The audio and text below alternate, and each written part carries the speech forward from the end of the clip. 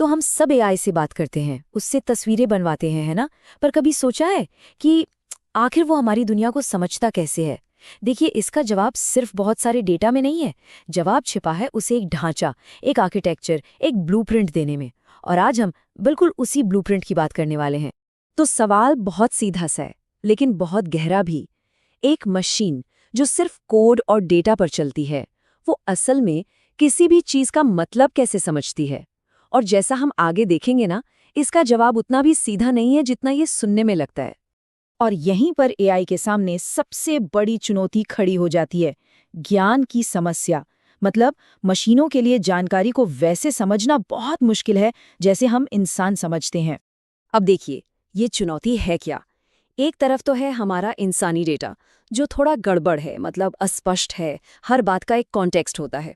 और दूसरी तरफ है वो ज्ञान जिसकी मशीन को जरूरत है, एकदम लॉजिकल और सटीक। तो इन दोनों के बीच एक पुल बनाना, यही तो एआई की असली परीक्षा है। तो सवाल उठता है, इस खाई को भरा कैसे जाए? यहीं पर, बिल्कुल यहीं पर कहानी में एंट्री होती है प्रोटीजे की। ये एक ऐसा टूल है जिसे खास तौर पर इसी ज्ञान की वास्तुकला को गढ़ने के लिए बनाया गया है। तो आखिर ये प्रोटीजे है क्या? अच्छा, ये स्टैनफोर्ड यूनिवर्सिटी का बनाया हुआ एक मुफ्त ओपन सोर्स प्लेटफॉर्म है, और इसका एक ही मुख्य काम है ऑन्टोलॉजी बनाना। अब आप पूछेंगे ऑन्टोलॉजी क्या है? तो आसान भाषा में इसे नॉलेज मॉडल या ज्ञान का मॉडल कह सकते हैं। तो ये ओंटोलॉजी क्या भला है?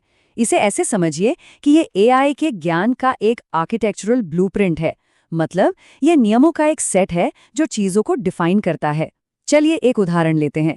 मान लीजिए हम परिवार पर एक ओंटोलॉजी बना रहे हैं, तो हम उसमें साफ साफ बताएंगे कि एक माता पिता होते हैं, एक बच्चा होता है, और उनके बीच एक पेरेंट ऑफ या माता पिता का है जैसा एक पक्का रिश्ता होता है। बस यही है वो ढांचा। ठीक है, तो अब थोड़ा और गहराई में चलते हैं और ये समझते हैं कि प्रोटीजे असल में काम कैसे करता है। ये वो कौन से ज्ञान के मॉडल बनाता है जो एआई को वाकई में बुद्धिमान बनाते हैं। इसका सारा राज छिपा है OWL में। OWL यानी वेब ऑन्टोलॉजी लैंग्वेज। ये एक इंडस्ट्री स्टैंडर्ड है, और सच पूछिए तो प्रोटीजे की असली ताकत का आधार भी यही है। देखिए, ओवेल की असली ताकत ये है कि इसकी मदद से बने मॉडल सिर्फ जानकारी को स्टोर नहीं करते, बल्कि उस पर तर्क कर सकते हैं। वे नियमों के आधार पर नए निष्कर्ष निकाल सकते हैं। मतलब अगर सिस्टम को ये बताया जाए कि सभी इंसान नश्वर हैं और सुकरात एक इंसान है, तो सिस्टम खुद ब खुद ये नतीजा निकाल सकता है कि सुकरात नश्वर है। ये सिर्फ डेटा को रटना नहीं है, ये समझना है, असली समझ। तो ये ऑन्टोलॉजी असल में बनती कैसे है? चलिए इसे कुछ आसान स्टेप्स में तोड़कर देखते हैं। सबसे पहले आप क्लास या श्रेणियां बनाते हैं, जैसे मान लीजिए डॉक्टर और मरीज। फिर आप उनके बीच का रिश्ता तय करते हैं, जैसे डॉक्टर मरीज का इलाज करता है। इसके बाद आप गुण यानी प्रॉपर्टीज जोड़ते हैं, जैसे डॉक्टर की स्पेशलिटी क्या है, और आखिर में इस सारे ज्ञान को एक लॉजिकल स्ट्रक्चर में व्यवस्थित कर दिया जाता है। और सबसे बढ़िया बात पता है क्या है? ये सब करने के लिए आपको कोई बहुत बड़ा प्रोग्रामिंग एक्सपर्ट होने की जरूरत नहीं है। प्रोटीजा का जो ग्राफिकल इंटरफेस है ना, वो इस मुश्किल काम को काफी हद तक आसान बना देता है। इतना आसान कि नए लोग भी पावरफुल नॉलेज मॉडल बना सकते हैं। ठीक है, ये सब सुनने में तो बहुत अच्छा लग रहा है, पर सवाल ये है कि प्रोटीजे का इस्तेमाल असल दुनिया में कहाँ होता है। चलिए इसके कुछ असली उदाहरण देखते हैं। इसका इस्तेमाल कई बहुत ही अहम सेक्टर्स में होता है, जैसे कि हेल्थ केयर में। वहाँ ये मुश्किल मेडिकल टर्म्स और मरीजों के डेटा को एक स्ट्रक्चर देता है। फिर आता है सिमेंटिक वेब, जहाँ ये वेब पर बिखरी जानकारी को मशीनों के लिए समझने लायक बनाता है। और हाँ, जाहिर सी बात है, एआई डेवलपमेंट में तो ये है ही। ये उन स्मार्ट रीजनिंग इंजनों की रीढ़ की हड्डी है जो हमारे ऐप्स को इंटेलिजेंट बनाते हैं। तो चलिए अब इन सारी बातों को एक साथ जोड़ते हैं और देखते हैं कि इस पावरफुल टूल के बारे में हमें क्या मुख्य बातें याद रखनी हैं। प्रोटीजे के फायदे इसे वाकई बहुत दमदार बनाते हैं। सबसे पहली और बड़ी बात, ये मुफ्त है और ओपन सोर्स है। इसके पीछे एक बहुत बड़ी एकेडमिक कम्युनिटी का सपोर्ट है।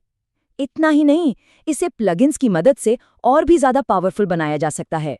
और ये OWL जैसे इंडस्ट्री स्टैंडर्ड्स पर काम करता है, जो इसे भरोसेमंद बनाता है। लेकिन देखिए, एक बैलेंस्ड नजरिया रखना जरूरी है, तो इसकी चुनौतियों को समझना भी जरूरी है।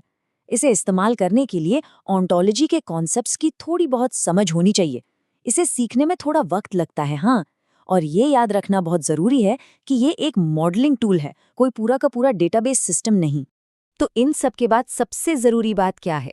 वो ये है, प्रोटेजे बिखरे हुए कच्चे डेटा को लेता है और उसे एक ऐसे सार्थक, मीनिंगफुल ज्ञान में बदल देता है जिसे मशीनें असल में समझ सकती हैं और इस्तेमाल कर सकती हैं।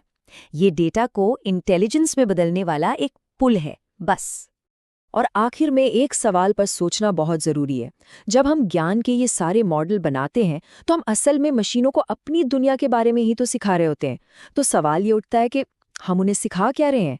हमारे कौन से नियम, कौन सी धारणाएं और दुनिया को देखने का हमारा कौन सा नज़रिया उन तक पहुंच रहा है? ये एक बहुत बड़ी सोचने वाली बात है।